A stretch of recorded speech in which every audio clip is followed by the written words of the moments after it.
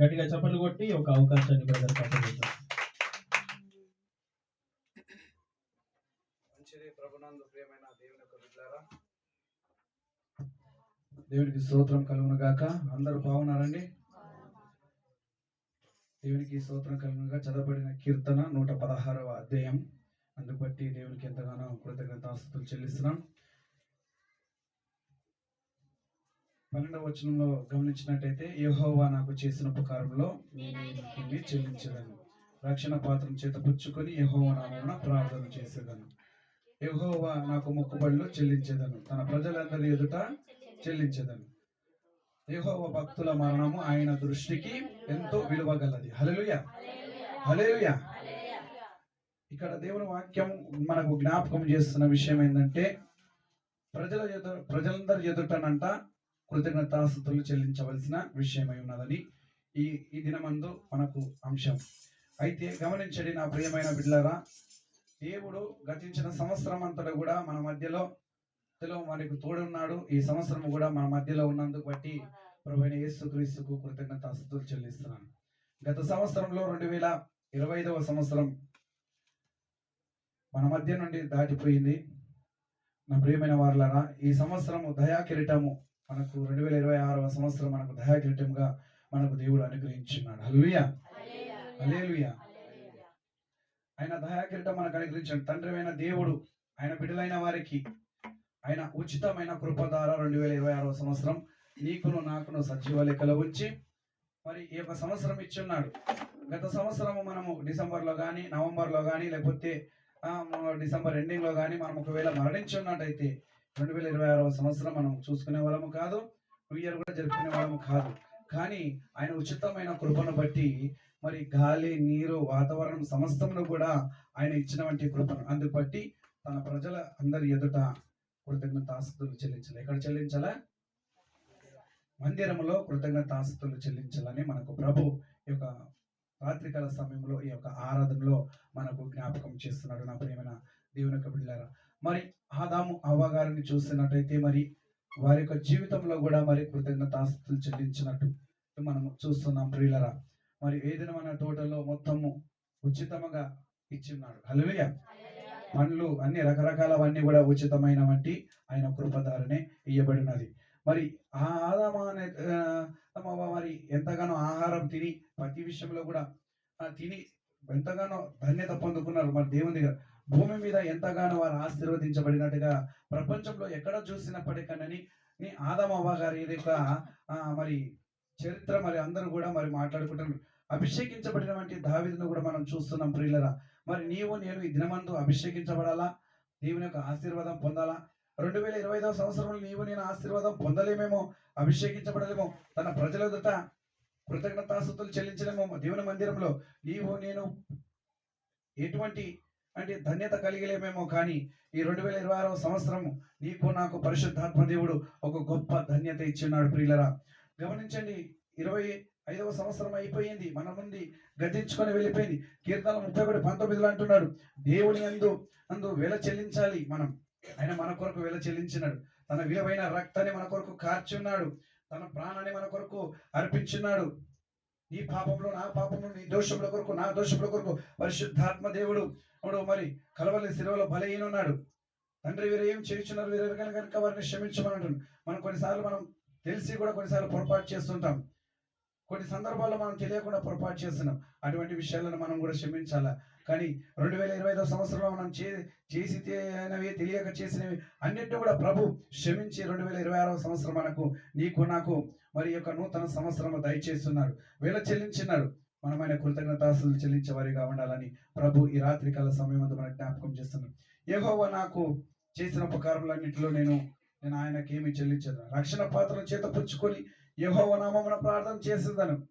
నువ్వు ప్రార్థన చేయవలసింది ఏంటంటే, అయ్యా గత సంవత్సరం అంతా నేను ఎట్లనో ఉన్నాను, గత సంవత్సరం నేను పొందలేనేమో, నీకు ధన్యతకరంగా దీవించలేదేమో, మరి నేను ఆశీర్వాదం పొందుకోలేదేమో, నా కుటుంబం అభివృద్ధి రాలేదేమో, నా కుటుంబం శాపకరంగా ఉన్నది ఏమో, నీకు వ్యతిరేకంగా నేను జీవించినానేమో, నా కుటుంబంలో అభివృద్ధి చెందలేదేమో, ఈ 2025 సంవత్సరం 26వ సంవత్సరం నాకు ఇచ్చినావు, ఈ సంవత్సరంలో నేను అభివృద్ధి చెందాలి, తండ్రి చేత నేను మహిమపరచబడాలి, ఆయన బిడలైన వారికి దేవుడు ఆయన అనుగ్రహించిన మహిమ, ఆయన బిడలైన వారికి ప్రేమించుచున్నాడు కనుక ఆయన ఇచ్చినటువంటి కృపను దయాకిరీటాన్ని మనం పొందుకోవాల్సిందిగా కోరుతున్నామండి. ప్రియులారా, ఆయన నుండి మనం ఆశించుతున్నది ఏంటంటే, ప్రభు మన నుండి ఆశించుతున్నది ఏంటంటే, నూతనమైన సంవత్సరంలో నూతనమైన నీ హృదయాన్ని దేవుడు అడుగుతున్నాడండి.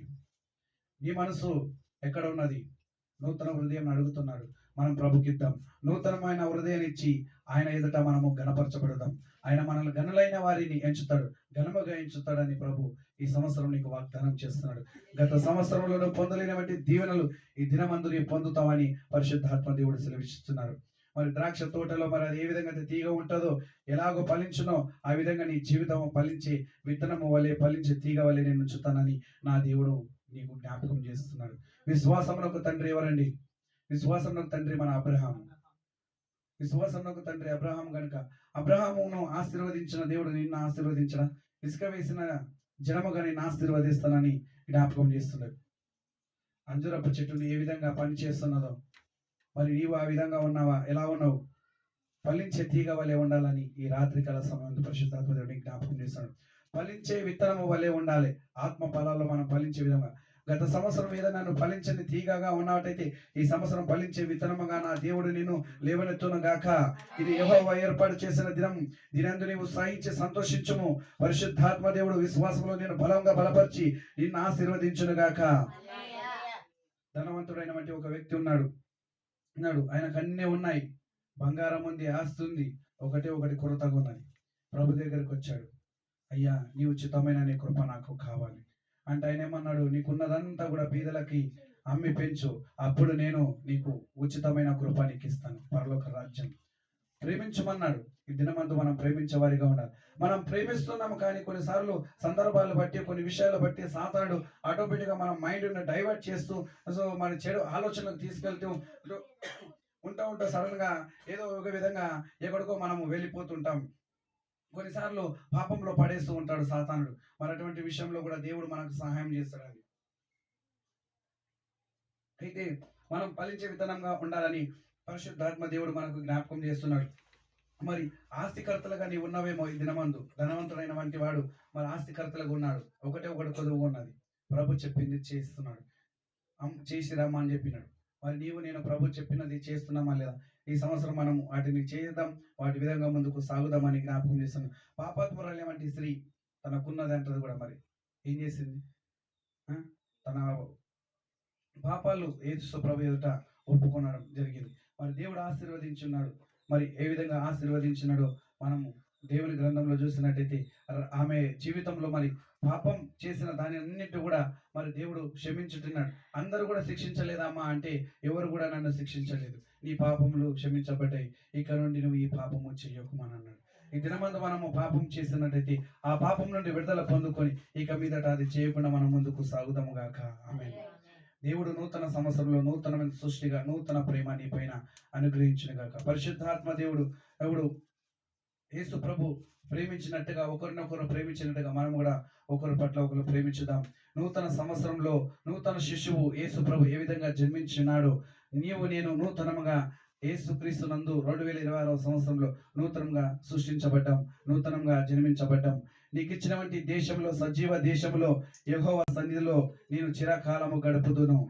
9వ వచనం చూడండి అండి. 16వ అధ్యాయం 116వ అధ్యాయం 9వ వచనం. సర్వ జీవులు దేవుని దేశంలో సన్నిధిని నేను కాలము గడుపుదును. నేను అలాగో మాట్లాడి నమ్మిక ఉంచుతుంది. హల్లెలూయా. నమ్మిక ఉంచాలి. మనం యేసు ప్రభునందు విశ్వాసం ఉంచి నమ్మిక ఉంచి ఇక మీదట సాగిపోతాం. విశ్వాసం కలిగి సాగుదాం. అదే ఆత్మ ఫలము మనం ఫలించే విత్తనంగా ఉండాలని ఈ రాత్రికాల సమయంలో మీకు జ్ఞాపకం చేస్తున్నాను. నూతన సంవత్సరంలో నూతన మేలు పొందుకుందాం. నూతనంగా మనము ధరించుకున్న కవచాన్ని నూతనముగా ముందుకు సాగుదామండి.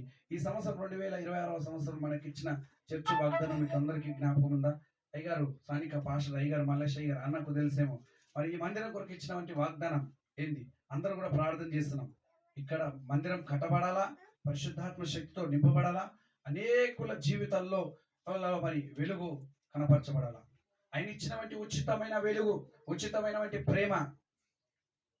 నాకైతే గుర్తులేదు మరి ఏ వాగ్దానం ఇచ్చినారు. నేను 31st నైట్ రాలే, మరి చర్చ్ గురించి మీరు వాగ్దానం తీసిరో లేదో నాకు తెలియదు, కానీ మల్లేష్ నాకు తెలుసు. మరి దయతో క్షమించాలి, నేను అడగడం మర్చిపోయాను. ఇప్పుడు జ్ఞాపకం చేస్తున్నాడు పరిశుద్ధాత్మ దేవుడు. ఆయన ఇచ్చినటువంటి వాగ్దానాన్ని బట్టి మనం ఎత్తిపట్టి ప్రార్థన చేయాలా. నీవు నేను ప్రతిరోజు ప్రార్థన చేయాలా. నీతో యుద్ధము చెయ్యి వారితో నేను యుద్ధము చేసేదను, నీ పిల్లలను నేను రక్షించేదను. మనల్ని రక్షిస్తాడంట. హల్లెలూయా. ఈ పిల్లనగర పట్టణంలో నిన్ను నన్ను రక్షించుటకు దేవుడు సిద్ధంగా ఉన్నాడు. ఆయన బిడ్డలైన వారిని ఆయన ప్రేమించుచున్నాడు. హల్లెలూయా. 165వ కీర్తనలు అంటున్నాడు, నీకు నూతన దయ కిరీటము ధరింపచేసి ఉన్నాను, నిన్ను ఈ సంవత్సరం నీకు దయ కిరీటము ధరింపచేస్తున్నాడు. ఆయన బిడ్డలైన వారిని మనల్ని ప్రేమిస్తున్నాడు. నీతో ఎవరైనా యుద్ధము చేయడానికి వస్తున్నారా? ఆయన యుద్ధం చేయడానికి నిన్ను ముందుగా ఏర్పాటు చేసి సిద్ధపరిచి ఆ యుద్ధంలో నిన్ను విజయ వీరులుగా చేస్తాడు. యెషయా గ్రంథం 49వ అధ్యాయం 25వ వచనం. ఈ సంవత్సరం 2026వ సంవత్సరం మన ఎల్సిఎం చర్చికి ఇచ్చినటువంటి వాగ్దానం, నేను నీతో యుద్ధము చేయ వారితో నేను యుద్ధము చేసేదను, నీ పిల్లలను నేను రక్షించేదను. హల్లెలూయా. యుద్ధము ఎవరికైనా యుద్ధం చేయాలని ఆశ ఉందా? యేసు ప్రభువుని అడుగండుదాయి, యుద్ధము చేద్దాం ప్రభు. నాతో ఎవరు యుద్ధం చేయడానికి చూస్తున్నాడో అపవాది తంత్రములను, సాతాను శక్తులను సమస్తాన్ని కూడా నజరేయుడైన యేసు క్రీస్తు నామములో యుద్ధములో నేను ప్రార్థన చేస్తుండగా సమస్తం కూడా కూలిపోను గాక, సాతాను క్రియలు కూలిపోను గాక, అపవాది క్రియలు కూలిపోను గాక, అపవాది కూడలు కూలిపోను గాక, మందిరంలో రిజిస్ట్రేషన్ ప్రారంభించబడును గాక, ఎవరెవరైతే లేగుతున్నారో సాతాను శక్తులు పిల్లలు వాళ్ళని కూడా కూలిపోను గాక. పరిశుద్ధాత్మ దేవుడు తన బిడ్డలైన వారికి సాయం అనుగ్రహించును గాక. ఆమేన్. పరిశుద్ధాత్మ దేవుడు మరి దావీదును అభిషేకించినటువంటి దేవుడు మనలను మన సంఘమును అభిషేకించును గాక. అలనాడు మరి అబ్రహాము కుటుంబం అబ్రహామును ఏ విధంగా ఆశీర్వదించినో ఆ విధంగా మనల్ని ఆశీర్వదించును గాక. తన ఉచితమైన కృపను అనుగ్రహించి తన యందు భయభక్తుల వారి కోరికను ఆయన నెరవేర్చువాడు, తన భక్తుల ప్రాణములను ఆయన కాపాడువాడని పరిశుద్ధాత్మ దేవుడు మనకు లేఖనం ద్వారా జ్ఞాపకం చేస్తుంది. ప్రియులారా, నేను ముగింపులకు వస్తున్నాను అండి. మరి ఆయన నడిపించే దేవుడు మన పక్షాన ఉన్నాడు. ఆయన నడిపిస్తాడు, నడిపిస్తాడు నా దేవుడు, శ్రమలోనైనా నన్ను విడువాడు. నడిపిస్తాడు నా దేవుడు, శ్రమలోనైనా నన్ను విడువాడు. తడబడిన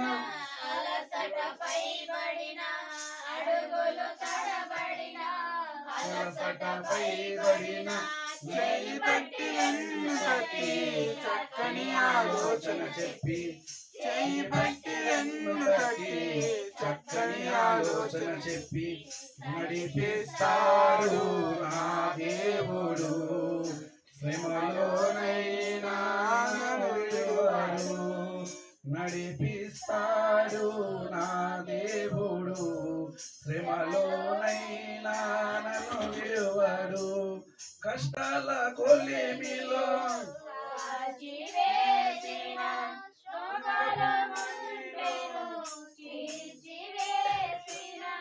కష్టాల కొలిమిలో చీల్చివేసిన శోకల గుండెను చీల్చివేసిన తన చిత్తం నెరవేర్చుతాడు, గమ్యము వరకు నన్ను చేర్చుతాడు.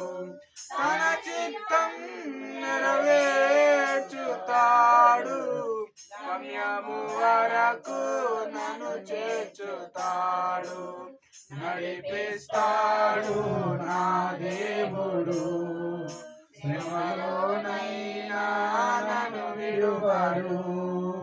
హల్లెలూయా. దేవునికి స్తోత్రం కలుగుగాక.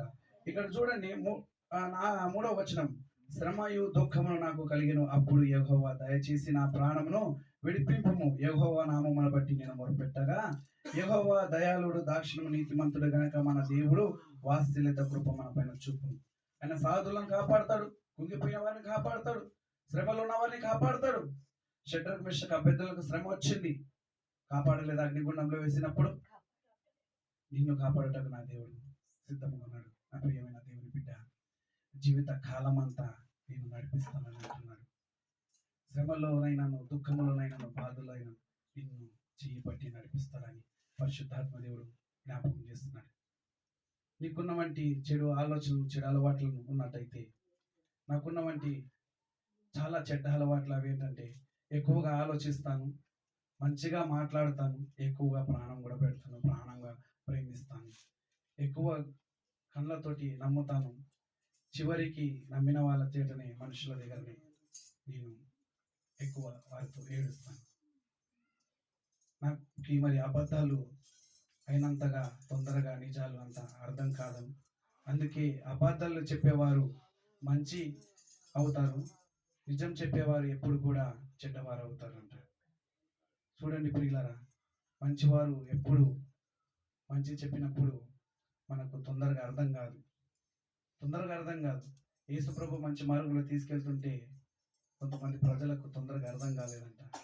యేసు ప్రభు రుచి తెలుసుకున్న వాళ్ళని ఎంతో రుచికరమైన జీవితం మారిందంట.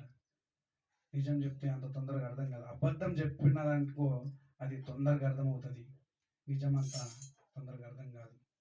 పరిశుద్ధాత్మ దేవుడిని జ్ఞాపకం చేస్తున్నాడు. నాకున్న వంటి చెడ్డ అలవాటు ఏంటంటే ఎక్కువ ఆలోచిస్తుంటాను.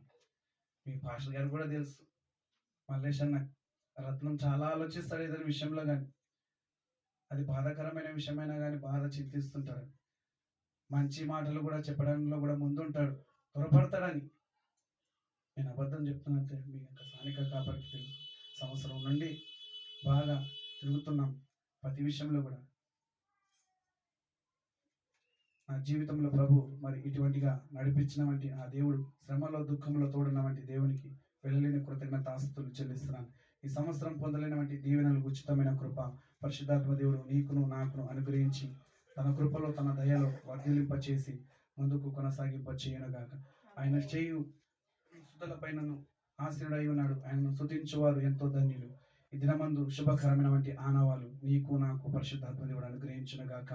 ఆమె తలలోంచి నడిచిన ప్రార్థన చేసుకొని ముందున్న సమయం అయ్యారు కాబట్టి. ప్రేమ నమ్మకం కలిగిన మా ప్రియ పరలోకమందున మా తండ్రి, ఈ సంవత్సరంలో తండ్రి ప్రభా, గత సంవత్సరం 2025వ సంవత్సరం మా ముందు నుండి దాటిపోయింది. 2026వ సంవత్సరం మా ముందుంచావు. నూతనమైన సృష్టిలో నూతనమైన బలాన్ని, నూతన శక్తిని మాకు దైత్యమని ప్రార్థిస్తున్నాం. నూతనమైన బలమును మాకు అనుగ్రహించి నూతనమైన యుద్ధములో, నూతనమైన ఫిలింనగర్ పట్టణంలో యుద్ధము చేయుటకు మేము సిద్ధంగా ఉండలాగున తండ్రి ప్రభా, అపవాది క్రియలను, దురాత్మ శక్తులను, అంధకార శక్తులు సమస్తాన్ని కూడా శపిస్తూ బంధిస్తూ వెళ్ళగొడుతున్నాను తండ్రి ప్రభా. ఈ సంవత్సరం ఇక్కడ మందిరం నిర్మించబడాలా, ఇక్కడ ప్రణాళిక ఏర్పాటు చేయబడిన ప్రణాళికను మీరు నెరవేర్చమని ప్రార్థిస్తున్నాను. అయినా మీరే వాడుకొని మహిమ ఘనత ప్రభావం చెల్లించుకోండి. చేరువచ్చిన మా అందరినీ కూడా జ్ఞాపకం చేసుకోండి, దీవించమని. కొద్ది మాటలను మా వినికిడిలో మా అందరినీ కూడా తండ్రి ప్రభు, ఈ మాటలను బోధించిన మాటలు మా వినికిడిలో దీవించబడను గాక. మీ నామానికి మహిమ కలుగునుగా, అపవాది క్రియలకు నిరంతరం నాశనం కలుగునుగా తండ్రి ప్రభు. సమస్త మహిమ ఘనత ప్రభావం పొందుకోమని యేసు పరిశుద్ధ నామములో ప్రార్థించి వేడుకలు స్వామి, ఆమేన్. మంచిదండి ప్రియులారా, మరి నా ఒక విషయము, మరి నేను ఒక మీటింగ్ నిమిత్తం అని వెళ్ళాలనుకుంటున్నాను. మరి ప్రభు చిత్తం అయితే మరి అక్కడ అది క్షేమంగా జరుగులాగిన మరి అక్కడ నుండి మరి దాదాపు 10-11 కిలోమీటర్లు ఉంటుంది. అక్కడనే మా సొంత విలేజ్. మరి అటు కూడా వెళ్ళాలని అనుకుంటున్నాను. అటు చిత్తం అయితే, ప్రభు చిత్తం అయితే తిరిగి కూడా మరలా గత సంవత్సరం ఒకటే రోజున ఒకసారి వెళ్ళాను ఆగస్టులో. మరి ఈ సంవత్సరం మా మినమామ వాళ్ళ ఇంటికి వెళ్దామని అనుకుంటున్నాం, మా అమ్మమ్మ వాళ్ళ ఇంటికి. ప్రభు చిత్తం అయితే అక్కడ కూడా వెళ్ళి వచ్చుటకు మరి కర్ణాటక ప్రాంతానికి జ్ఞాపకం చేసుకోండి. మరి ఎంత నిమిత్తం వెళ్తున్నాం మీటింగ్ కొరకు కూడా అయ్యగారికి తెలుసు. మరి ప్రార్థన జ్ఞాపకం చేస్తాం, ప్రకటనప్పుడు తెలియపరుస్తాం. గట్టిగా చప్పట్లు కొడదాం, నామని కనపరుచుకుందాం. మరి ఈ యొక్క సమయంలో మరి సాక్ష్యాలు చెప్పవలసిన సమయము. మరి మన సంఘంలో ఉన్నటువంటి మరి ఎవరైనా దేవుడు గత వారం నుంచి ఈ వారం మధ్యలో చేసిన అద్భుతాలను సాక్ష్యంగా మనము తెలియపరచుకోవడానికి అవకాశం ఉంది. కాబట్టి మరి మీలో ఎవరైనా ముందుకు వచ్చినట్టయితే త్వరగా వారికి అవకాశం ఇవ్వబడుతుంది. కాబట్టి సిద్ధపాటు కలిగి ఉండండి. దేవుని నమ్మకి నా వందనాలు, వదిలేసానికి అయ్యగారికి అందరికీ వందనాలు, అలాగే నా సంఘం బిడ్డలకు కూడా నా వందనాలు చెప్తాను. నాకు ఈ సంవత్సరం వాగ్దానికి ఈ నోటికి తోడే ఉండి నువ్వేమి పలకవలసినది నీకు బోధించిన దేవుడు నిజంగా నాకు మంచి వాగ్దానం ఇచ్చిండు. అలాగే అన్నిటికైనా నేను ఈ సంవత్సరం నిజంగా పొందుకుంటున్నాను. అడిగింది కూడా దేవుడు నాకు ఎంతగానో సహాయం చేస్తున్నాడు. ముందు సంవత్సరం ముందు నెల నాకు పళ్ళన్నీ మానేసి మేము వేరే కూడా పెట్టుకుంటాము ఇంట్లో పనులన్నీ. అని చెప్తే నేను నిరాశ కలిగి ఉన్నాను. ఏంటి ప్రభు, నేను ఎంతో నమ్మకంగా చేసిన 3 సంవత్సరాల నుంచి వీళ్ళు ఇలా దెబ్బేస్తున్నారు. తండ్రి మీరు మీ మీద భారం వేసుకొని ఉన్నారు, మీరే నాకు సహాయం చేయండి అని నేనైతే కొంచెం 15 రోజుల దాకా నేను చాలా అప్సెట్లో ఉండి ఎంతో ఏడుతా, అంటే ఎవరికి నేను కనపడలేదు. నాకు నేనే దుఃఖంతో బాధతో ఉన్నాను, కానీ ఎవరికి నేనేం చెప్పుకోను. కానీ దేవుడికి ఒక్కరికే నేను మొరపెట్టాను. అటు రీతిగా నాకు ఈ సంవత్సరం దేవుడు ఎంతగానో మంచి వాగ్దానం, నోటుగా నీకు పోరుగా నీకు నేను పలికి నీకు సహాయం చేస్తుంది ఎంతగానో దేవుడు ఈ వాగ్దానం నిజంగా అటు రీతిగా నేను ప్రార్థన చేశాను. తండ్రి నాకు ఈ సంవత్సరం నాకు పనులన్నీ పోయినాయి, ఏ పని లేదు నీకు. అయితే నేను ఒకటే కోరుకున్నా, తండ్రి నీ సిద్ధమై ఉంటే మాకు పన్నుల విషయంలో సహాయం చేయండి.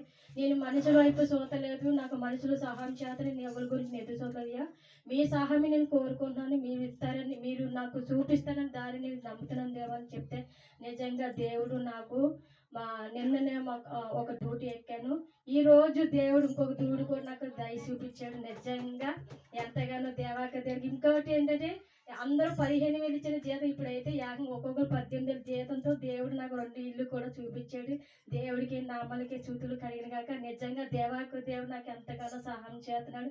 ఇంకా అన్నయ్య ఇంకా చాలా మంది కూడా నాకు చాలా మంది ఫోన్ చేసి మాకు వంటకాలు నిజంగా దేవుడు నిన్ననన్నాడు, నీకు మనుషుల ద్వారా నీకు సహాయం కలిగిస్తాను, నువ్వేం దిగులు పడక భయపడక బిడ్డ నన్ను నమ్ముకొని నువ్వు ఉండు, నేను ప్రతిదీ కూడా నీకు మార్గం దారి నేనే నీకు తోడుగా ఉండి నీకు సహాయం చేస్తాను. దేవుడు నాతో నేను వాక్యం ద్వారా నాతో ఎంతోగానో మాట్లాడి నిజంగా ఆ వాక్యం పడి నేను నిజంగా నమ్మబట్టి ఈ రోజు నాకు మేడం అంటలే నాకు సహాయం చేపింది. ఒక మేడం అంటే వేరే మేడంకి నా నెంబర్ ఇచ్చిందంట. ఆ మేడం ఫోన్ చేసి వెళ్ళాం, ఇందాక మధ్యాహ్నం వెళ్ళాం. ఆ మేడం కూడా నీకు వచ్చామా అని ఆమె కూడా ఎంతగానో మాట్లాడింది. నిన్న కూడా ఒక డ్యూటీ ఎక్కాను, ఆమె కూడా నువ్వు వచ్చామో మా దగ్గరికి చేసుకోమని ఎంతగానో దేవాకు దేవుడు నిజంగా నాకు సహాయం చేసినందుకు ఆ దేవాకు దేవుడికి ఎంతగానో కృతజ్ఞతలు చెల్లించుకొని నాకు ప్రతి సంవత్సరం కూడా ఏ సమస్యలైనా సరే ఇబ్బందులైనా సరే దేవాకు దేవుడు నన్ను ఎంతగానో అదే మొదటిగా ఏంటంటే మందిరాన్ని ప్రేమించి మొదటిగా సంఘాన్ని ముందు మనం వస్తే ప్రతిది కూడా మనం అడిగింది కూడా మనం పొందుకుంటామండి. ఎందుకంటే నా జీవితంలోని నాకు జరుగుతుంది, నేను చూస్తున్నాను, నేను అనుభవిస్తున్నాను కూడా మీకు అందరికీ. ఎందుకంటే మా సంఘస్థులు కూడా ప్రతి బిడ్డ కూడా నేను ముందుకు రావాలని, అలాగే అందరూ కూడా అందరూ కూడా దేవుళ్ళ మన ఆత్మీయ ఎదగాలని నేను కోరుకుంటూ చిన్న సాక్షి దేవుడిని దీవించను కాక. చెప్పండి కొడదాం. మరి ఇంకెవరైనా ఉన్నారా? ఇంకెవరైనా ఉన్నట్టయితే వారికి అవకాశం ఉంది, లేని యెడల ప్రార్థన చేసుకుందాం. ఉన్నారా? Okay, right. దేవుని స్తోత్రం. మీ అందరికీ వందనాలు, పాస్టర్ గారికి నా వందనాలు. ఆ దేవాది దేవునికి వందనాలు, స్తుతులు, స్తోత్రం చెల్లించుకుంటాను. నాకు ఇచ్చిన వాగ్దానం, నా కృప నీకు ఎల్లప్పుడూ తోడుగా ఉంటానని ఇచ్చిన వాగ్దానం దేవుడు ఈ సంవత్సరం నెరవేర్చిగా కను నేను ఈ సంవత్సరం ఒకటే అనుకున్నాను, ఏసయ్యా మరి గత కాలంలో చేసిన నిర్లక్ష్యం మరి ఈ సంవత్సరంలో చేయమని. నేను ఏంటంటే పోయిన సంవత్సరం దేవుని యందు నిర్లక్ష్యంగా ఉన్నాను. ఈ సంవత్సరం నేను ఆ రీతిగా కాకుండా ఉదయకాల సమయంలో ప్రార్థించాలని ఆశపడిన రీతిగా మరి దేవుడు మొదటి రోజు నేను చేసి ఉన్నాను. మరి రెండో రోజు మరి ఒక స్వరం అనేది వినపడదు. మరి బైబిల్లో ఒక ఏలు పెట్టి ఒక వాక్యం, దేవుని స్తుతించని ఒక స్వరం వినపడింది. ఆ దేవాది దేవునికి వందనాలు. మరి నేను మర్చిన దేవుడు నన్ను గుర్తు చేసి మరి ప్రార్థించే సహాయం నాకు దయచేసినందుకు ఆ దేవాది దేవునికి వందనాలు చెల్లించుకుంటాను. మరి నా సాక్ష్యం ఏంటంటే మరి రక్షణ కొంతమంది 40 రోజులు ఆ దీక్ష లాగా తీసుకో. మరి నేను రక్షణ అంటే మరి నా బ్రతికినాలో ఒక దీక్ష లాంటిది నేను తీసుకున్నాను. మరి ఆ దీక్ష మరి నేను దేవుడు ఆయన సన్నిధిలో మరి ఎక్కడ మరి నేను ఆయాస్కరంగా లేకుండా నేను నా కుటుంబం ఆయన సన్నిధిలో స్తుతించి ఆరాధించి కనపరచాలని ఆశపడుతున్నా. మరి గత సంవత్సరం అంతా మరి సంజన మరి మందిరము ఊడ్చి తుడిచింది. మరి ఈ సంవత్సరం కూడా మరి ఎవరొకరు సిద్ధపడి ఆయన మేలును పొందుకోవాలని ఆశపడుతున్నా. మరి ఎవరొకరు మరి సిద్ధపడి మరి ముందుకు వచ్చి దేవుడిచ్చే మేలు పొందుకోవాలని ఆశపడుతున్నాను. మరి దేవాది దేవుడు నన్ను నా కుటుంబాన్ని ఎంతగానో ప్రేమించి మరి ఈ సంవత్సరం దేవుడు యవనస్తులు లేవనెత్తానన్నాడు. యవనస్తులతో మాట్లాడుతాను, యవనస్తులను మారు మనసు రక్షణ కలుగ చేస్తానన్నాడు. ఆ దేవాది దేవునికి వందనాలు. దేవుడు ఒకటే అంటున్నాడు, మన హృదయం అనే తలుపు యొద్దు దేవుడు ఎంతగానో ఎదురు చూస్తున్నాడు. ఎంతగానో మరి ఎదురు చూస్తున్నప్పుడు మనం ఆ ద్వారాలను తెరవట్లేదు. వస్తున్నాం పోతున్నాము, ఏదో నామకార్థంగా వస్తున్నాం కానీ పూర్తిగా మనం స్వీకరించట్లేదు. క్రైస్తవులని మనం చెప్పుకుంటున్నాం కానీ దానికి తగిన జీవితం మన దగ్గర ఉండట్లేదు. దేవుడు నా పట్ల ఎందుకు చేయట్లని అని దేవుణ్ణి హెచ్చరిస్తున్నాం. కానీ మనం ఏ రీతిగా ఉన్నాము? కొత్త సంవత్సరం వచ్చింది, మరి పాతలాగే మనం ఉన్నామా? మరి మన హృదయంలో దేవుడిని ఆహ్వానించామా? దేవుని సన్నిధిలో సేవకులు ఎంతగానో మరి వాక్యం ద్వారా మమ్మల్ని ఎంతగానో మనం బలపరుస్తున్నాడు, స్థిరపరుస్తున్నాడు. కానీ మనం అదే రీతిగా మరి ఇంట్లో వాళ్ళకి లోబడుతున్నాము, మన దగ్గర మరి యజమానులకు లోబడుతున్నాం. కానీ దేవునికి లోబడక ఆయన మేలులు పొందుకోలేక ఎలా ఉన్నామో అలానే ఉంటున్నాం. కానీ మన పుట్టిన బిడ్డ మరి ఎదగపోతే మనకి ఎంత బాధ వేస్తున్నాడు. దేవుడు కూడా మనం దేవుని సన్నిధిలో ఎదగట్లేదని ఎంతగానో దుఃఖిస్తున్నాడు. మన ఇంట్లో వాళ్ళని దుఃఖ పెడితే ఒక రోజులో మర్చిపోతున్నాడు. కానీ దేవుడు మన గురించి ఎంతగానో దుఃఖపడుతున్నాడు. ఆయన ఎంతగానో ఆయన రక్తము కార్చి ఉన్నాడు. ఇకనైనా మనం గ్రహించుకొని ఆయన సన్నిధిలో ఆయన స్తుతించేవారుగా, ఆయన ఆరాధించేవారుగా, ఆయన గణపరిచేవారుగా, మనం మనుషులు కాదు లోబడేది, దేవునికి లోబడి ఆయన సన్నిధిలో ఆయన సాక్షులుగా ఆయన మేలులు పొందుకుంటూ ఆయనకు నమ్మకమైన బిడ్డలుగా మనం జీవించాలని ఆశపడుతున్నాను. ఒకటే ఇందులో పెద్దవాళ్ళు చిన్నవాళ్ళు అని అందరూ ఆయన బిడ్డలే. అందరూ మనం తగ్గించుకొని దేవుని సన్నిధిలో హెచ్చించబడాలని కోరుకుంటున్నాను. మరి ఈ సంవత్సరం 22 నేను అడిగి ఉన్నాను. దేవుడు ఆ కోరిక, ఆశ దేవుడు నెరవేరుస్తారని నమ్ముచున్నాను.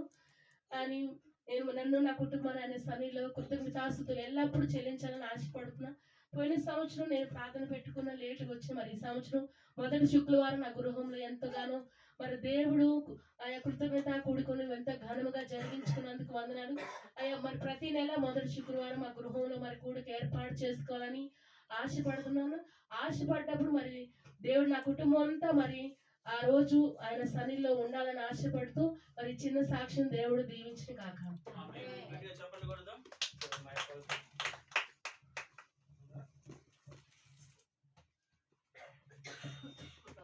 స్తోత్రములు దైవజనులకు కూడి వచ్చిన అందరికీ వందనాలు. దేవుడు మమ్మల్ని అందరినీ, మా కుటుంబాన్ని ఆయన రెక్కల నీడలో కాచి కాపాడాడు.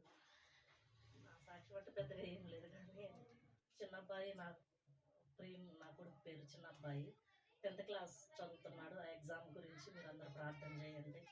పెద్ద అబ్బాయి కూడా ఇంటర్మీడియట్ చదువుతున్నాడు, కానీ ఎగ్జామ్స్ ఫెయిల్ అయిపోయాడు. ఫీజు డేట్ తెలుసుకోక ఈ సంవత్సరం కూడా ఇదైపోయాడు. కొంచెం సప్లిమెంట్కైనా కూడా ఫీజు కట్టి ఆ అబ్బాయి కూడా ఎగ్జామ్లో బాగా పాస్ అవ్వాలన్నా మీరు ప్రార్థన చేయండి. వాళ్ళిద్దరూ ఎగ్జామ్ల కంటే ముందు ముఖ్యంగా రక్షణ పొందాలా, రక్షణ గురించి ప్రార్థన చేయండి. నా సాక్ష్యం చెప్పకూడదు.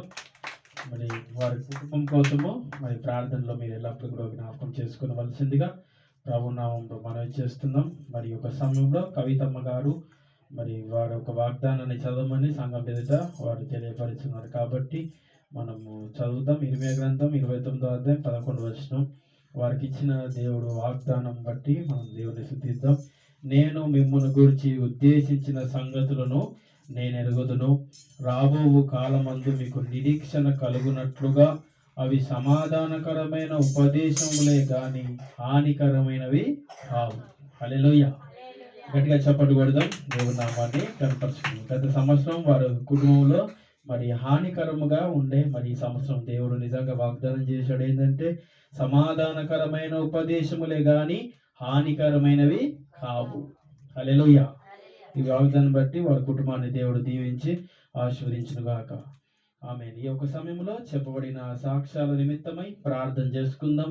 అందరూ తల వంచినట్టయితే మా మధ్యలో ఉన్నటువంటి స్వరూప్ బ్రదర్ ముందుకు వచ్చి మరి చెప్పబడిన సాక్ష్యాల నిమిత్తము, వాక్యం నిమిత్తము ప్రార్థన చేస్తారు.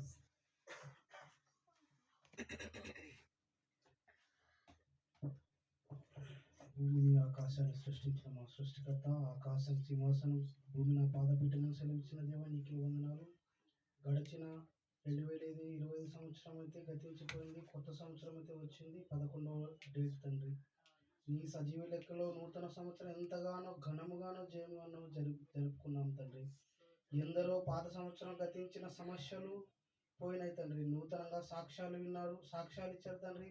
ఆ సాక్ష్యాలు వాళ్ళ హృదయాల్లో ఘనంగా వాడుకొని పడుతున్నాయి తండ్రి. అదేవిధంగా తండ్రి ఈ LCM సంఘం రిజిస్ట్రేషన్ కార్యక్రమం పెండింగ్లో ఉంది తండ్రి. ఆ కార్యక్రమం పనులు ఈ సంవత్సరం ఈ నెలలో జరుగులాగున కృప దయచేయండి తండ్రి. అదేవిధంగా తండ్రి, రతన్ రాజన్ అమెరికాలో ఎంతగానో ప్రయాసపడుచున్నాడు. 2023 సంవత్సరం మార్చి నెలలో వెళ్ళినారు. వాళ్ళ ఫ్యామిలీ అదే సంవత్సరంలో నవంబర్లో వెళ్ళిన తండ్రి. వారు అక్కడ స్వార్థలో ఘనంగా వాడబడడానికి దయచేయండి తండ్రి. అదేవిధంగా తండ్రి, మేము ఎల్సిఎం సంఘము నూతన మందిరం తొందరలోనే వచ్చినట్లు మాకు వాగ్దానం ఇచ్చినావు తండ్రి. ఈ సంవత్సరంలో మీ వీలైతే నెక్స్ట్ సంవత్సరంలో స్టార్ట్ అయ్యేలాగా దయచేయండి తండ్రి. అదేవిధంగా తండ్రి, అయ్యగారు అయితే వాక్యం చెప్పినారు, ఆ వాక్యం మా హృదయంలో ఫలించులాగా దయచేయండి తండ్రి. అదేవిధంగా తండ్రి, మల్లేషన్ అయితే ఎంతగానో గత 2012 సంవత్సరం నుంచి ఈ సంవత్సరం ఎంతగానో ప్రయాసపడి నీ యందు ఉన్నాడు తండ్రి. ఆయనను నీ రెక్కల చాటున భద్రపరచుకొని తండ్రి, స్వార్థని మీద ఇంకా ఘనంగా వాడబడడానికి దయచేయండి తండ్రి. అదేవిధంగా తండ్రి, ఎందరైతే ఇక్కడైతే వచ్చారో వారి సమస్యలు, అందరి సమస్యలు నీ దృష్టికి తెలుసయ్యా. వారికి ఏ సకాలంలో వస్తు రూపమైతే, డబ్బు రూపమైతే, ఏ రూపమైతే తండ్రి, వారందరికీ సకాలంలో దయచేయండి తండ్రి.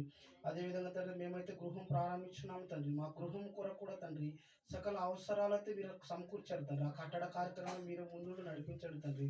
ముఖ్యంగా తండ్రి, ఇప్పుడు పాటల నిమిత్తం అయితే, వాక్యం నిమిత్తం ఘనంగా జరిగింది తండ్రి. ముందుగా జరగవలసిన కార్యక్రమం మీకే సమర్పించుకుంటూ నజరేయుడైన యేసునామమున అడిగి వేడుకుంటున్నాము తండ్రి. ఆమేన్. ప్రార్థించిన బ్రదర్కి ప్రతి వందనాలు. హల్లెలూయా. మరి చేరు వచ్చిన మీ అందరికీ మన ప్రభు అయిన యేసుక్రీస్తు నామములో వందనాలు, శుభములు తెలియజేసుకుంటూ, మరి మీ అందరూ ఒక ప్రకటన గమనించండి. మరి ఈరోజు నూతనంగా మన సంఘంలో క్యాలెండర్ ఓపెనింగ్ కూడా ఉంటుంది.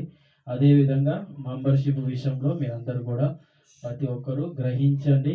ఏదైనా డౌట్ ఉంటే నాకు ఫోన్ చేయండి, లేదంటే ఇంటికి రమ్మనండి. ఇంటికి వచ్చి మీ డౌట్లు క్లియర్ చేస్తా. కాబట్టి ప్రతి ఒక్కరు కూడా మెంబర్షిప్ తీసుకోండి. సంఘ సభ్యత్వంలో మనందరం కూడా ముందున్నట్టయితే సంఘంలో ఉన్న ప్రతిది కూడా అన్ని దీవెనలు మనకే దొరుకుతాయి. హల్లెలూయా.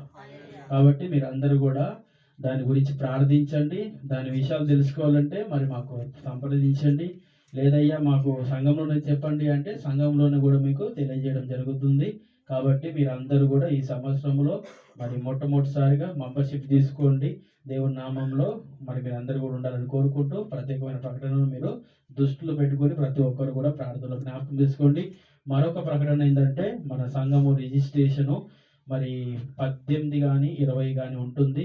సోమవారం కానీ శనివారం కానీ ఉంటుంది. కాబట్టి మీరు అందరు కలిసి సంఘం కోసము ప్రార్థన చేయండి. మరి సంఘముతో మనం సహవాసం కలిగినట్టయితే మన కుటుంబాలు చక్కగా క్రమముగా దేవుని వైపుకు మనకు ఉన్నట్టుగా మనము ఉండగలుగుతాం. సంఘంలో మనం లేకుంటే మనం ఫలించలేము. హల్లెలూయా. కాబట్టి మీరు సంఘానికి మరి అంటుకట్టుగా మీరు ఉన్నప్పుడే అన్ని దీవెనలు పొందుకోగలుగుతారు. కాబట్టి మీరు అందరూ కూడా ఆ విధంగా ఉండాలని కోరుకుంటూ, ఇచ్చిన 2 ప్రకటనలు దేవుడు దీవించులాగున, ఆశీర్వదించులాగున మీరు అనుదిన ప్రార్థనలో కూడా జ్ఞాపకం చేసుకోవలసిందిగా ప్రభు పేరు మనం చేస్తున్నాం. వాక్యంలోకి వెళ్దాం. మరి చేరువచ్చిన మీ అందరికీ మన ప్రభు యేసు నామములో వందనాలు, స్తుతులు చెల్లిస్తూ, సామెతల గ్రంథము 8వ అధ్యాయము, సామెతల గ్రంథము 8వ అధ్యాయమును, సామెతలు 8వ అధ్యాయము 18వ వచనమును చదువుకుందాం. మరి ఈ యొక్క సమయంలో మన ఒక లెసన్ పాఠం పేరు ఏంటంటే, ఆత్మీయ సంపాదన ఈ సంవత్సరం మనము సంపాదించుకోవాలి. ఏ సంపాదన? ఆత్మీయ సంపాదనను మనం ఈ సంవత్సరము సంపాదించుకోవాలి. హల్లెలూయా. కాబట్టి మరి దానికి సంబంధించిన వాక్యాన్ని మనం ఈరోజు ఆలోచన చేద్దాం. సామెతల గ్రంథము 8వ అధ్యాయము 18వ వచనమును చదువుకుందాం. ఐశ్వర్యమును ఘనతను స్థిరమైన కలిమియు నీతియు నా యొద్ద ఉన్నవి. నా యొద్ద ఉన్నవి. ఎవరైనా దేవుడు. హల్లెలూయా. ఎవరైనా ఆయన దగ్గర ఏమున్నాయంట? ఫస్ట్గా ఐశ్వర్య ఘనతలోను స్థిరమైన కలిమియు నీతియు నా యొద్ద ఉన్నవి. నా యొద్ద ఉన్నవి. ఈ సంవత్సరం అంతా కూడా మనం అందరం కూడా గొప్పగా ఆశీర్వదించబడాలని మనము ఉదయకాలం నుంచి సాయంకాలం వరకు కూడా పనిచేస్తూ ఉంటాం. మన పనులు ఎలా ఉంటాయంటే, తక్కువ పని ఉండాలి, ఎక్కువ జీతం ఉండాలి. ఎలా ఉంటాయండి మన పనులు? తక్కువ పని ఉండాలి, జీతం మాత్రం ఎక్కువ ఉండాలి. ఏమంటే మీరే ఇట్లా ఆలోచించినప్పుడు మరి దేవుడు మీ పట్ల ఎలా అసలు ఆలోచిస్తాడు? మీ పట్ల ఎలా ఆలోచిస్తాడు. మీరైతే ఎక్కువ డుమ్మాలు కొడతారు, కానీ పరలోక రాజ్యం మాత్రం నేనే ముందుంటా కదా. ఆ వరుసలో ఉంటే మనం ఏం చేస్తాం, ఫిలిం నగర్ నుంచి వచ్చినామని ఇంకా పంపించేసాం ఆ వరుసని. అలాంటి జాబితాలో మనము లేకపోలేము. కాబట్టి మనం ఎలా ఉండాలంటే ఈ సంవత్సరం అంతా కూడా ఆత్మీయతలో మనము ఎదగాలి. హల్లెలూయా. ఏం చేయాలి? మనము ఆత్మీయతలో మనము ఎదగాలి. మరి ఎదగాలంటే ఎలా ఉండాలి? మన జీవితం ఎలా ఉండాలి? ఉదయం లేచినప్పటి నుంచి నిద్రపోయేంత వరకు కనీసము 1 గంట అయినా దేవునికి మనం సమయము ఇవ్వాలి. ఎంతసేపు అండి సమయము? 1 గంట అయినా ఇవ్వాలి. మనం ఎలా ఉంటామంటే తెల్లారి లేచినది మొదలుకొని అంతా కూడా మనం వ్యర్థం చేస్తాం. సమయం అంతా కూడా ఒక్క సమయము 1 నిమిషం కూడా మనం ఏం చేస్తామంటే దేవుని కోసం ఆలోచన చెయ్యం. ఎప్పుడు చేస్తామంటే ఆదివారము. ఎప్పుడు చేస్తామండి? ఆదివారం. ఎందుకు ఆదివారము? మిగతా రోజులు ఏమైంది? మిగతా రోజుల్లో మన సంపాదనలో మనం ఉన్నాం, కానీ ఆత్మీయ సంపాదనలో మనం ఏమాత్రము లేము. ఏమండి లేకుండా మనం పరలోకం పోగలుగుతామా? నేను పోతా అన్నవారు చేయొద్దండి. టికెట్ లేకుండా ప్రయాణం చేస్తారు ఎవరైనా? దిగిపోమంటారు. అయ్యా మాది కృష్ణా డిస్టిక్ జగ్గేపేట. అయితే ఏంటి, నీ దగ్గర ఏం లేదు, ఇప్పుడు టికెట్ లేదు. నాది కర్నూలు, అయినా నీ దగ్గర ఏం లేదు, టికెట్ లేదు. ఇప్పుడు టికెట్ కొనుక్కున్న తర్వాత ప్రయాణం చేయాలి. అది గమనించండి మీరు. కొనుక్కొని జేబులో పెట్టుకున్నారు అందరు, కానీ ప్రయాణం మాత్రము చేయాలి.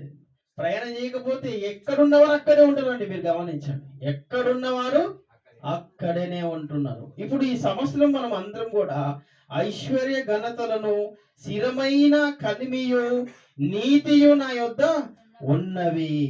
కాబట్టి దేవుని దగ్గర స్థిరమైన కలిమియు నీతియు నా యొద్ద ఉన్నది అంటున్నాడు. మరి మనం ఆయన దగ్గర ఉండాలి కదా.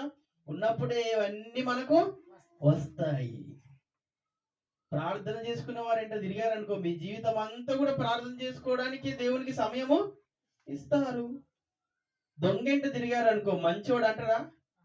వాడు దొంగ, వీడు దొంగ. వాడు చిన్న దొంగ, వీడు పెద్ద దొంగ. ఏమంటే ఎవరింట తిరిగితే మనకు ఆ బుద్ధులు వచ్చినప్పుడు మనం ఎవరింట తిరగాలి? సంవత్సరం అంతా కూడా ఆత్మీయులుగా, నమ్మకంగా, విశ్వాసములో ఎవరైతే నిలకడగా ఉన్నారో వారితో మన స్నేహము చెయ్యాలి. వారితో మాట్లాడాలి ఎక్కువ. వారితో మన జీవితం ముందుకు ప్రయాణము చెయ్యాలి. ఏమండి మూర్ఖులుగా ఉన్నాము, దేవుని కోసం బ్రతుకుతలేదు, ఎప్పుడు ప్రార్థనకు రాము, కానీ మన ఫ్రెండ్షిప్ ఎవరితో ఉంటుంది తెలుసా? ఈ లోకంలో ఉన్న వారితోనే ఉంటదండి. ఉంటే లాభమా? ఈ ఆఫ్టర్ జీవితంలో నువ్వు అనుకోవచ్చు, నాకు వీళ్ళు సహాయం చేస్తారు, వారు నాకు లాభపడతారు అని. ఇక్కడ ఒక రోజు ఏమవుతారో తెలుసా? వారే దేవుడు నిన్ను నన్ను వేరు చేసే కాలము వస్తుంది. హల్లెలూయా. ఆ సమయం వచ్చింది అనుకోండి, ఎవరేం చేస్తామండి? మా పాస్టర్ గారు అని మనం అంటే, పాస్టర్ గారు ఎక్కడ ఉంటాడు? అక్కడ మాత్రం మిమ్మల్ని రక్షించడానికి నేను మాత్రము ఉండను. ఎందుకంటే నా జీవితానికి దేవుడు నన్ను లెక్క అడుగుతాడు, మీ జీవితానికి దేవుడు మీకు లెక్క అడుగుతాడు. అడిగినప్పుడు నీ దగ్గర ఎలాంటి సమాధానం ఉంది?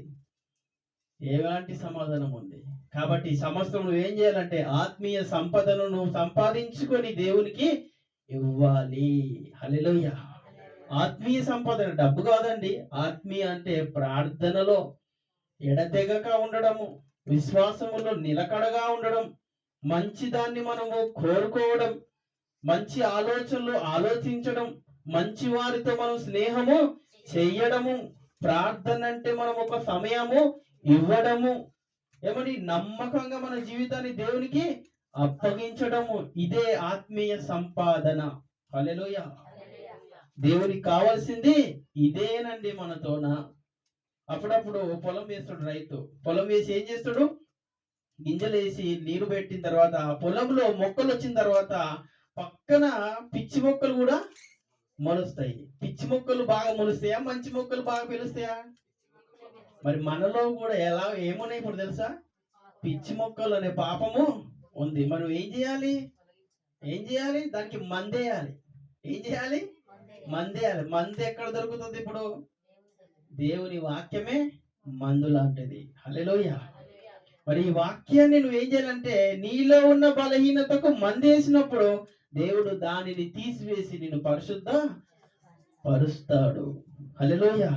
కాబట్టి దేవుణ్ణి నువ్వు ఈ విధంగా ప్రేమించినట్టయితే నీకు ఏమొస్తుందంటే ఐశ్వర్యం వస్తుంది, రెండోది నీకు ఘనత వస్తుంది, మూడోది స్థిరమైన కలిమియో నీతియో నీకు లభిస్తుంది అని దేవుడు వాగ్దానము చేస్తా ఉన్నాడు. హల్లెలూయా. ఇవన్నీ కూడా మన జీవితంలో రావాలి, పొందాలి అంటే మొట్టమొదటిసారిగా మనం చేయవలసింది ఏంటంటే 17వ వచనంలో చక్కని మాట దేవుడు రాశాడు. చదువుదాం. నన్ను ప్రేమించు వారిని నేను ప్రేమించుచున్నాను. హల్లెలూయా. దేవుణ్ణి మనం ఏం చేయాలండి? ప్రేమించాలి, ప్రేమించాలి దేవుణ్ణి. ఏమండి, దేవుని ప్రేమిస్తాం మనము. ఆహారం ఉడుకుతుంది అనుకోండి, ఇంకా ముగింపులోకి వచ్చిందంటే మనకు ఆకలి ఎలా ఉంటుందండి? పప్పన్నం అయితే కొద్దిగా ఆకలి అవుతుంది, అదే మంచి ఆహారం అయితే ఎక్కువ. ఏం చేస్తాం? ఉన్నదంతా కూడా బయటికి తీసేస్తాం. మనం ఏం చేస్తామండి మనం కదా? మంచి దాన్ని మనం ఏం చేయాలంటే హత్తుకోవాలి, చెడ్డదాన్ని మనము అసహించుకోవాలి. కాబట్టి ఈ సంవత్సరం ఏం చేయాలంటే దేవుణ్ణి నువ్వు ఎక్కువగా ప్రేమించాలి. అందుకే దేవుడు అంటా ఉన్నాడు, నన్ను ప్రేమించు వారిని నేను ప్రేమించుచున్నాను. నన్ను జాగ్రత్తగా వెతుకువారు నన్ను కనుగొందరు. హల్లెలూయా, హల్లెలూయా. ఏమంటే ఏదైనా ఒక వస్తువు మనకి ఇంపార్టెంట్ ఉందనుకోండి, దాన్ని మనం పోగొట్టుకుంటే ఎలా ఎదుగుతామండి మనం? అది కనుగొన్న తర్వాత దాంట్లో ఉన్న సంతోషము ఎంత అంతా ఎవరు కూడా ఇవ్వరండి. ఇప్పుడు బంగారు రేట్ ఎక్కువైంది, మీకు ఒక ఊసిపోయింది అనుకో, ఒక అమ్మ ఏం చేస్తావు? ఇల్లు తాళమేసేస్తావు, సంఘానికి వస్తావు, మంచి జీవితం నువ్వు దేవునితో గడుపుతుంటే ఇంటికి వెళ్ళి మళ్ళీ ఏం చేస్తావు? వెతుకుతావు, అది దొరికింది అనుకోండి ఎంతో సంతోషపడతావు. ఎందుకు అంటే వెతికినప్పుడే మనకు సంతోషము వస్తుంది, కానీ వెతకకుండా సంతోషం వస్తుందా? రాదు. వెతకాలంటే దేవుడు ఏం చేయాలంటే ప్రేమించాలి. దేవుడు తర్వాత నిన్ను ప్రేమిస్తున్నాడు. మొట్టమొదటిసారిగా ఆయన ప్రేమించాడు, తిరిగి నీ ద్వారా ప్రేమను పొందుకోవాలనుకుంటున్నాడు. ఆ ప్రేమను ఎలా పొందాలి నువ్వు అంటే మంచి ఐశ్వర్యము, ఘనతలు, స్థిరముగా నీతియు నా యొద్ద ఉన్నవి. లేమి బంగారు కంటెను, అపరంజి కంటెను నా వలన కలుగు ఫలము మంచిది. హల్లెలూయా. ఆయన వలన మనకు ప్రతిదీ కూడా కలిగినప్పుడు అది మంచిదిగా దేవుడు మనకు ఇస్తా ఉన్నాడు. ఎంత సంపాదించుకున్నాడు అంత కూడా పోతుంది, కానీ దేవునిలో ఉండి సంపాదించుకున్నాం అనుకోండి, దేవుని కోసం బ్రతికి మనము ఆత్మ ఫలములను ఫలించామనుకోండి, అది మంచిది అని దేవుని వాక్యం మనకు చెబుతా ఉంది. హల్లెలూయా, హల్లెలూయా. మరో మాట అందులోనే 10వ అధ్యాయము 20 సామెతలు గ్రంథము 10వ అధ్యాయము 21 నుంచి చదువుకుందాం. నీతిమంతుని పెదవులు అనేకులకు ఉపదేశించును, బుద్ధి లేకపోవుట చేత మూర్ఖులు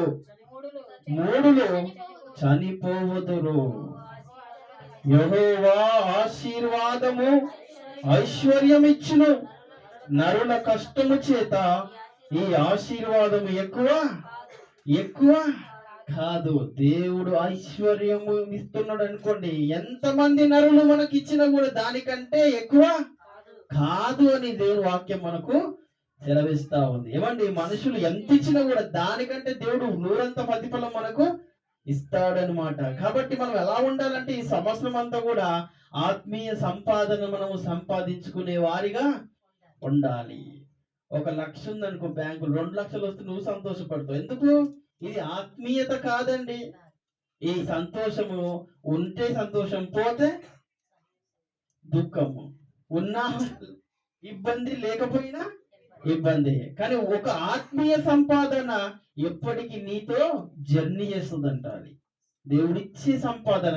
నువ్వు చివరి రోజు వరకు అది సహాయం చేస్తుంది, చివరి కాలం వరకు నీతో అది ఉంటా ఉంది. మరి మన జీవితాలను దేవునికి మనం ఎలా ఉన్నాం? ఏమండి, నీతిమంతులుగా ఉండి పెదవులు అనేకులకు ఉపదేశించును, బుద్ధి లేకపోవుట చేత మూర్ఖులు చనిపోవదురు. యెహోవా ఆశీర్వాదము ఐశ్వర్యమును ఇచ్చును, నరుల కష్టము చేత ఆశీర్వాదము ఎక్కువ కాదు. హల్లెలూయా. అప్పుడప్పుడు మనం ఈ పని ఇచ్చిపోయి ఇంకో పనికి వెళ్తున్నామంటే అక్కడ ఏముందన్నట్టు సంపద ఎక్కువ ఉందని అర్థమే కదండి. ఏమండి దేవుని దగ్గర ఉందనుకోండి, ఏ మానవుడు ఎంత ఇచ్చినా కూడా, ఎంత ఐశ్వర్యం ఇచ్చినా, ఎంత సంపాదించినా దానికంటే ఎక్కువ, దేవుని కంటే ఎక్కువ లేదు అని దేవుని వాక్యం మనకు హెచ్చరిస్తా ఉంది. ఈ సంవత్సరం మనం ఇలాంటి సంపదను మనం సంపాదించుకోవాలి, ఇలాంటి ఆత్మీయను మనము సంపాదించుకోవాలి, ఇలాంటి జ్ఞానమును మనము సంపాదించుకోవాలి. ఇది ఎప్పటికీ మనతో ఉండేది. హల్లెలూయా. ఇది ఎప్పటికీ మనతో పాటు ఉండేది. ఏమంటే భూమి మీద ఏ మనుషుడు ఎంత సంపాదించినా ఏది కూడా నిలకడగా ఉండదండి. ఒక రోజు హాస్పిటల్ పాలైపోతుంది, ఒక రోజు నీ దగ్గర నుంచి ఎవరు దొంగలు వచ్చి ఎత్తుకొని పోవాల్సిన పరిస్థితి వస్తుంది. కానీ దేవుడిచ్చింది శాశ్వత కాలం మనతో నిలుస్తుంది. హల్లెలూయా. అప్పుడప్పుడు అంటారు కదా, చాలా మంది ఒక మాట అంటారు తెలుసా, లోకంలో ఉన్నవారు కష్టపడిందే వాళ్ళ దగ్గర ఉంటది కానీ ఊరికి వచ్చింది చుట్టంలాగా వచ్చి పోతుందంట. ఏమొస్తుందంట? చుట్టం వచ్చి పోయినట్టుగా పోతుందంట, ఊరికే వచ్చింది. అదే కష్టపడింది అయితే ఉంటది. హల్లెలూయా. మరి దేవుని దగ్గర ఈ ఆత్మీయత నువ్వు ఏం చేయాలంటే కష్టపడి దేవుని దగ్గర సంపాదించుకోవాలి. ఐశ్వర్యం ఉంది, నీతి ఉంది, ఆయన దగ్గర ఉన్నది ఏ మనుషుని దగ్గర కూడా లేదని దేవుని వాక్యం మనతో పలుమార్లు హెచ్చరిస్తా ఉంది. మరో మాట అందులోనే సామెతల గ్రంథం 13వ అధ్యాయము, సామెతల గ్రంథము 13వ అధ్యాయము చదువుకుందాం. 7వ వచనం. ధనవంతునమని చెప్పుకొనుచు లేమిడి గలవారు గలరు, దరిద్రుని చెప్పుకొనుచు బహు ధనము గలవారు గలరు. ఈ 2 పాయింట్లు మీరు ఆలోచించినట్టయితే దేవుడు మీతో మాట్లాడతాడు ఇప్పుడు. హల్లెలూయా. ఏంటి? మొట్టమొదటి మన ధనవంతులమని చెప్పుకొనొచ్చు, లేమిడి గలవారు గలరు. చాలా మంది దగ్గర ధనం ఉంటది కానీ వారి నోటి నుంచి ఏమొస్తుందో తెలుసా? ఏమీ లేదు నా దగ్గర అంటారు. ఏమంటారండి వారు? ఏమీ లేదంటారంట. అందరా మీ ఇంటి పక్కన వారు మీకు ధనవంతులు, వారి 10 ఎకరాలు అయినా కూడా వాడు ఏమంటుండ్రు తెలుసా మనని? నా దగ్గర ఏమీ లేదు, సహాయం చేద్దాం అనుకున్నా కానీ ఏమి లేదు నా దగ్గర అని అంటారు. ఇంకేమంటుండ్రు? దళిద్రులని చెప్పుకొనొచ్చు, మహాధనవంతులు గలవారు, బహుధనవంతులు గలవారు గలరు. వారి దగ్గర ఏముండదు కానీ నా ఇంట్లో అన్ని ఉన్నాయి అంటాడు, నాకు పొలంలో ఉన్నాయి అంటాడు, నా ఇంట్లో అన్నం అంతా ఉందంటాడు, సమృద్ధిగా ఉందంటాడు. ఎవడు అంటే దరిద్రుడు. కానీ ధనవంతుడు ఎలా ఉన్నాడంటే ఏమున్నా కూడా ఏం చేస్తుందంటే పేదవాడిగానే కనపడుతున్నాడు ప్రపంచానికి. ఏమంటే దేవుల్లో ఉన్నవాడు, నమ్మకంగా జీవించిన వాడు ఏమున్నాయి తెలుసా? ఈ దరిద్రుని దగ్గర దేవుని ఐశ్వర్యం ఉంది, దేవుని నీతి ఉంది, యథార్థత ఉంది, ఆత్మీయత ఉంది. ఈ సంపాదించుకున్నాడు కాబట్టి ఏమి లేకపోయినా ఎలా ఉన్నాడు తెలుసా? ఉన్నవానిగానే కనపడుతున్నట్ట. హల్లెలూయా. ఉన్నవానిగానే దేవుని కోసము బ్రతుకుతున్నట్ట. మరి మన పరిస్థితి? 1 లక్ష ఇచ్చామనుకోండి, ఫస్ట్ సంఘం మానేస్తాం. ఏం చేస్తారండి? ఆటోమేటిక్ ఏదన్నా వచ్చిందనుకో, లాటరీ తగిలిందా ఇంక కనపడం, ఏమి లేకపోతే సంఘం చుట్టూ తిరుగుతాం, ప్రార్థనలో ఏకీవిస్తాం. దేవుడు మనకి ఎంత ఇయ్యాలో అంతనే ఇస్తాడండి. ఎవరిని దీవించాలో వారినే దేవుడు దీవిస్తాడు. దేవుని దగ్గర ఈ ఆత్మీయ సంపదను మనం ఏం చేయాలంటే ప్రతి దినము దేవుని దగ్గర అడిగి మనము పొందుకోవాలి. ఇది శాశ్వత కాలము మనకు నిరంతరము నిలుస్తుంది. హల్లెలూయా. కాబట్టి ఈ లోకంలో ఏ మానవుడు మనకి ఎలాంటి సహాయం చేసినా ఎప్పటికి కూడా మన దగ్గర నుంచి అది పోతా ఉంది, కానీ దేవుడు ఇచ్చేది మాత్రం ఎల్ల కాలం మనతో నిలుచుతుంది. మనతో నిలవాలంటే మనం ఎలా ఉండాలి అంటే 6వ వచనం చూద్దామా? 13వ అధ్యాయము 6వ వచనం. యథార్థవంతునికి నీతియే రక్షణకము, భక్తిహీనత పాపులను చెరిపివేయును. భక్తిహీనత ఏమవుతుందంట? పాపులందరినీ కూడా చెరిపేస్తున్నారు. చెరిపిన వారందరూ కూడా ఎక్కడ కనపడతారు అంటే అగ్నిగుండంలో. పాడైన వారందరూ ఎక్కడ కనపడతారండి? అప్పుడప్పుడు మనం ఒక వస్తువులు కొనుక్కున్నప్పుడు ఏం చేస్తాం? షాప్కి వెళ్ళి రేటు చూస్తాం, దాంతో పాటు ఏ సంవత్సరం వరకు ఉందో అది చూస్తాం. చూసిన తర్వాత ఇంటికి తీసుకొస్తాం. ఇంటికి తీసుకొచ్చిన తర్వాత దానికి ఎక్స్పైరీ డేట్ అయిపోయింది అనుకో, నువ్వు ఏం చేస్తావు? దాన్ని పడేస్తావా లేకపోతే నువ్వు ఇంట్లో పెట్టుకుంటావా? అయ్యి బాబు నేను కొన్నానండి, అది నాదండి, నా కోసం తీసుకొచ్చాడు మా నాన్న అంటావా? ఎక్స్పైర్ అయిపోయిందంటే ఎందుకు పనికి రాదు. మరి ఎందుకు పనికి రాని దాన్నే మనము బయటపడేసినప్పుడు ఎందుకు పనికి రాకుండా మనం ఉన్నాం అనుకోండి దేవుని కోసం. ఒక ఆత్మీయతలోనికి మనం రావాలని దేవుడు మనకు పలుమార్లు హెచ్చరిస్తా ఉన్నాడు. నీ స్థితి నీ గతి దేవునికి తెలుసు. నువ్వు అనొచ్చు, ప్రభు నా దగ్గర ఏమీ లేదు, అయినా కూడా నేను నీ కోసం బ్రతుకుతున్నావు ప్రభు అని నువ్వు దేవునికి మొరపెట్టు. ఈ ఆత్మీయతలో నుంచి దేవుడు నిన్ను గొప్పగా ఆశీర్వాదము ఇస్తాడని దేవుని వాక్యం మనతో హెచ్చరిస్తా ఉంది. కాబట్టి ఈ సంవత్సరం అంతా కూడా మనము మునుపటి సంవత్సరం కంటే ఈ సంవత్సరం ఎన్నో దీవెనలతో దేవుడు మన కుటుంబాలను, మన సంఘాలను, ఎవరి మన జీవితంలో ఆత్మీయతలో మనం ముందుకు వెళ్ళినప్పుడే ఎన్నో దీవెనలతో దేవుడు మన హృదయాలతో మాట్లాడి తృప్తిపరచడం దేవుని వాక్యం మనకు హెచ్చరిస్తా ఉంది. కాబట్టి మనం ఎలా ఉండాలంటే చూద్దామా? ఎలా ఉండాలంటే 12వ వచనము, నీ కోరిక ఫలము కాకుండు చేత హృదయము నచ్చును, సిద్ధించిన మనోవేచ్ఛ జీవవృక్షము. ఆజ్ఞను తిరస్కరించువాడు అందువలన శిక్ష నొందును. ఆజ్ఞ విషయమై భయం భక్తులు గలవాడు లాభము పొందును. జ్ఞానుల ఉపదేశము జీవపు ఊట, అది మరణ పశములో నుండి విడిపించును. హల్లెలూయా. ఆత్మీయ సంపద మన దగ్గర ఉందనుకోండి, అది మరణ వశములో నుండి కూడా దేవుడు నిన్ను విడిపిస్తాడంట. హల్లెలూయా. అందుకే బైబిల్ అంటుంది కదా, ఇక్కడ సంపాదించుకున్నాం అనుకోండి తుప్పు అయిపోతుంది, దొంగోస్తాడు, ఎత్తుకొని పోతాడు. మనం ఇక్కడ సంపాదించుకోవాలి, మరి పరలోక రాజ్యములో మనము సంపాదించుకోవాలి. ఈ భూమి పైన మొట్టమొదటిసారిగా సంపాదన ఎలా ఉండాలంటే మన జీవితము ఆత్మీయ సంపాదనలో ఉండాలి. ఏమండి, దేవుని మందిరములో ఉండి దేవుని కోసం ప్రార్థన చేస్తున్నాం, కానీ బయటికి వెళ్ళిన తర్వాత మనం ఎంత భక్తుల్లో మొక్తారు మనకు మనమే ప్రశ్న చేసుకోగలుగుతాం. ఇక్కడైతే అయ్యగారు ప్రైజ్ ది లార్డ్, అక్కడ వెళ్ళిన తర్వాత ఎట్లయిపోతుంది తెలుసా? మారిపోతామండి. మనం మారేవారిగా ఉండరాదు. మారేవాడు క్రైస్తవుడే కాదు, వాడు వేషం వేసుకున్నట్టు సంఘములో ఒక వేషం, బయట మరొక వేషం. ఈ వేషధారణ దేవుడు చూస్తాడు. కాబట్టి నువ్వు ఎలా ఉండాలంటే ఎప్పటికీ ఒకేలాగా ఉండాలి దేవుని కోసం. నిరంతరం నువ్వు ఒకేలాగా కనపడు. అందుకే నువ్వు వెచ్చగానైనా చల్లగానైనా ఉండగాని నువ్వు వెచ్చని స్థితిలో ఉన్నావు అనుకో, దేవుడు ఏం చేస్తాడు తెలుసా? ఏం చేస్తాడంట? ఊస్తాడంట. అంటే ఇప్పుడు దేవుళ్ళు లేము, మనము దేవుళ్ళు ఒకవేళ ఉండి ఇట్లా ఉన్నామనుకోండి, ఒక్కటిసారి దేవుడు ఉంచాడంటే మన పరిస్థితి ఏమవుతుందండి? ఉంచిన తర్వాత మనం దాన్ని ఆలోచిస్తామా? దాన్ని ఉమ్మిస్తే అప్పుడప్పుడు సరదైనప్పుడు ఉమ్మిస్తాం కదా, దాన్ని చూడం మనం. ఉమ్మేసి వెనుకకి ఇట్లా ముందుకు వెళ్ళిపోతా ఉంటాం. మరి మన పరిస్థితి ఒక రోజు ఆ విధంగా మారుతా ఉంటాం. కాబట్టి మన జీవితంలో దేవుడు ఇచ్చినప్పుడే, దేవునికి మనం నమ్మకంగా బ్రతికినప్పుడే, ఈ సమయంలో మనం ఉండగానే మన జీవితం ఎలా ఉందంటే ఆత్మీయంగా మనము ఎదగాలి. అప్పుడప్పుడు చెట్లు మొక్కలుగా ఉండి పైకి ఎదిగిన తర్వాత ఒక పూత వస్తుంది. పూత తర్వాత ఏమొస్తుందండి? పిందెలు వస్తాయి. పిందెల తర్వాత కాయలుగా ఉంటాయి. ఆ కాయలు వచ్చేంత వరకు కూడా చెట్లకు ఎలా ఉంటాయంటే అది పండే వరకు కింద రాలదు. హల్లెలూయా. ఖర్చుకున్నప్పుడు రాలిపోతుందా? ఎందుకు రాలిపోదు కదా?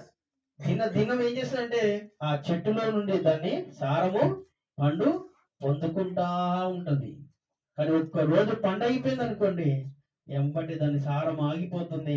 అక్కడే ఏమవుతుందంటే అది నేలకు రాలిపోతుంది. కాబట్టి దినదినం మనం ఒక మొక్క ఏ విధంగా సారం పొందుకుంటుందో దేవుని దగ్గర మనం అన్ని విధాలుగా దేవుని జ్ఞానమును ఆత్మీయతను మనము పొందాలి. మరో మాట చూద్దాం, త్వరగా చూద్దాం. ఎఫ్సీ పత్రిక 1వ అధ్యాయము 19వ వచనం. త్వరగా చూద్దాం. ఎఫ్సీలు రాసిన పత్రిక 1వ అధ్యాయము 19వ వచనం. త్వరగా చూద్దాం. ఎఫ్సీలు రాసిన పత్రిక 1వ అధ్యాయము 19వ వచనం.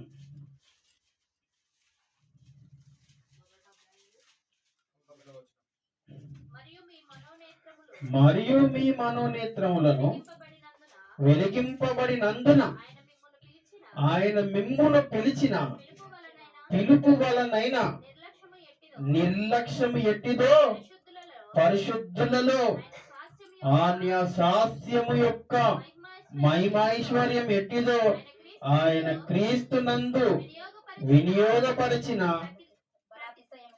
బలాతిశయమును బట్టి విశ్వసించు మనమందు ఆయన చూచుచున్న తన శక్తి యొక్క అపరిమితమైన మహాత్మ్యం ఎట్టిదో మీరు తెలుసుకొనవలనని మన ప్రభు అయిన యేసు క్రీస్తు యొక్క దేవుడైన మహిమ స్వరూపము తండ్రి తాను తెలుసుకొనుట యందు మీకు జ్ఞానము